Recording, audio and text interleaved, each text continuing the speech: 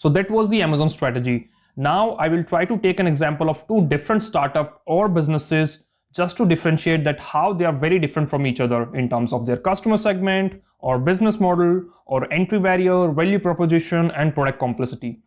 For simplicity, I have taken an example of two different startups. One is a SaaS product, which is obviously a B2B startup, and another one is a B2C product. So let's understand how a B2B product and a B2C product have different customer segment. So if you look at a university management software, their customers are obviously the universities, schools, or any other educational institute.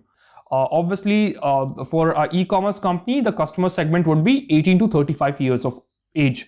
Like the majority of their customer belongs to this age category. Now, almost 20-30% customer also belong to an age category of 45-60, but their major customer segment is 18 to 35. Now, there is a different sales journey as well. We also call that as a sales funnel or marketing funnel. Also in B2B, the sales cycle is very long. And obviously, you have to create a lot of testimonials and authenticity on your product. While in B2C, the sales cycle is very short. You have to create awareness using different campaigns, using celebrity endorsement, and then people are going to purchase your product. While on B2B case, the sales cycle will take 2 months or 4 months or sometime up to 6 months for testing, deployment, building authenticity, and so based on the sales cycle, you can easily identify that B2B product have high customer lifetime value, which is also called as a CLV, but they also have high CAC. Now CAC is also called as customer acquisition cost. So from the customer segment, I'm pretty much sure you got an idea that B2B customer always have high CAC, that is customer acquisition cost, but they also have high customer lifetime value. On the other side, B2C customer have median to high CAC, but they have a low customer lifetime value. That's why for B2B product, it is very easy to maintain a positive unit economics because they have recurring revenue. But on B2C side, it is very difficult to maintain a positive unit economics. Maybe in the third module, we will study about what is CAC, what is CLV, what is positive unit economics. But I'm just telling you to give you an idea. In terms of business model, B2B product are always subscription based. They can be freemium business model. There are multiple types of B2B business model. We will talk about those business model down the line in second module. But B2B product always have recurring revenue. For example, if I sold one SaaS university management software to a university in United States, obviously those universities are going to use our software down the line for 3, 4, 5, or maybe a decade. In that situation, when they're using your software for 10 years, you have recurring revenue every single month or every single year. So churn rate is always less in B2B product. While on other side, if you look at the B2C product, obviously they may use or they may purchase any other product if they really want to.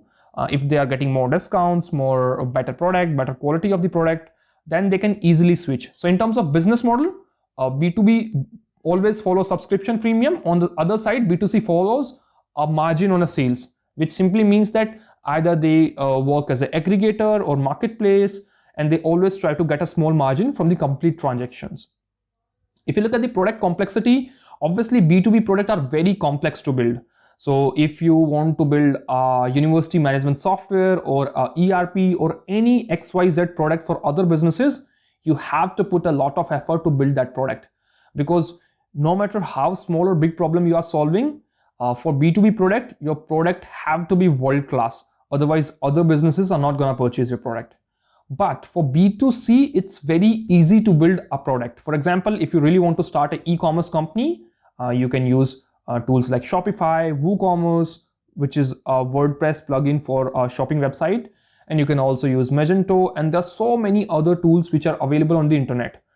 For B2B product, value proposition is very important. For example, if your SaaS product is used by companies like Google, Microsoft, Oracle, then other smaller tech companies will always feel comfortable using your product, because if those big companies are using your product, obviously your product is world-class, you have world-class features in your product. For example, in this video, we are building a B2B SaaS product for universities. So if big universities like Harvard or maybe Stanford is using your product, then it is very easy to sell your university SaaS product to smaller universities or to smaller colleges. While on other side, customers don't really care about other customer. For example, customer only want higher discount, low price, and deeper assortment. So value proposition in B2B is always the testimonials or pointing out industry leaders as your user in your product. While on B2C, your value proposition should always align with best quality product in the minimum rate possible, and you can also ship those products faster to your customers. Then we have entry barriers, and some people also call entry barrier as a switching cost. For example, if one university is already using NetSuite by Oracle as their ERP, or maybe SAP for their ERP, which is Enterprise Resource Planning, then it is very difficult for them to implement a new software and train their staff, which means they don't really want to switch from one software to another software, because then they have to install all the software on different system, then they have to train those staff members to use that new system. And if it is having so many bugs, then it is very difficult to fix bug, it is very difficult to migrate data, your so many other stuff.